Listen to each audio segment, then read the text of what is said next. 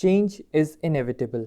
From creating an artwork every day for 100 days to suddenly doing nothing for the next 100, something definitely shifted.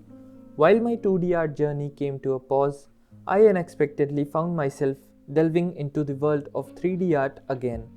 I got my hands on Blender and decided to relearn, this time dedicating more time to it. It's been over 200 days now, and what you see on screen are all the works I have created during this time. When it comes to 3D, it can be described as fun, challenging, and at times confusing. There's a lot happening. One might assume Blender is too difficult, but it's more intimidating than challenging. The abundance of tools and features makes it appear like an alien spaceship control center. But believe me, once you grasp the basics, you are good to go. As per Pareto principle, also known as the 80-20 rule, 80% of the results come from 20% of the work. So I believe 80% of the time you'll be only using 20% of the available tools, perhaps even 5%. Learning these essential 20% is relatively easy, a matter of weeks or days depending on your commitment. It's the remaining 80% that requires time, effort, and consistency. But that's a journey for another day.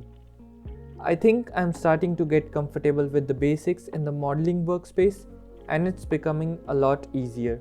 Occasionally, I push my boundaries and explore something from the other 80 to 90%. I haven't even explored the sculpting, texture paint, UV workspaces, and geometry nodes a lot, so they remain a complete mystery to me. But I'm not rushing this time. This marks the first step in a long marathon and not a short sprint. Currently, I pick random objects or a theme and try to create it in 3D. Mostly simple 3D stuff, but sometimes I mix in some animation as well, and even finished my first Inktober in 3D this year.